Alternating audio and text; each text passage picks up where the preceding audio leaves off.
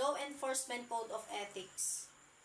As a law enforcement officer, my fundamental duty is to serve mankind, to safeguard life and property, to protect innocent against deception, weak against oppression or intimidation, and the peaceful against violence or disorder, and to respect the constitutional rights of all men, liberty, equality, and justice.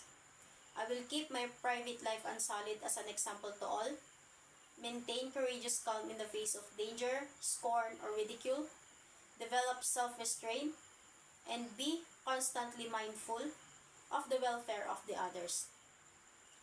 Honest in thought and deed in both of my personal and official life, I will be exemplary in obeying the laws of the land and regulations of my organization.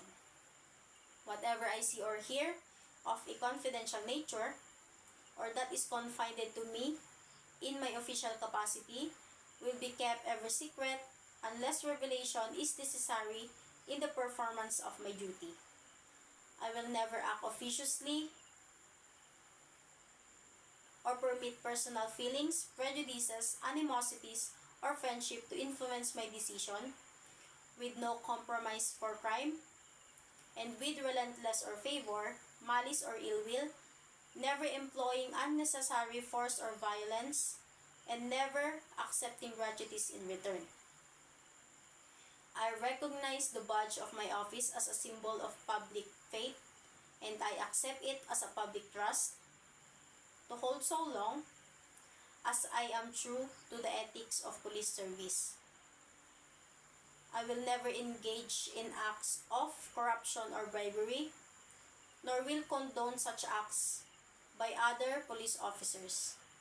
I will cooperate with all legally authorized agencies and their representatives in the pursuit of justice. I know that I alone responsible for my own standard for professional performance and will take every reasonable opportunity to enhance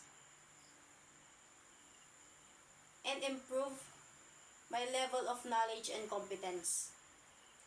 I will constantly strive to achieve these objectives and ideals, dedicating myself before God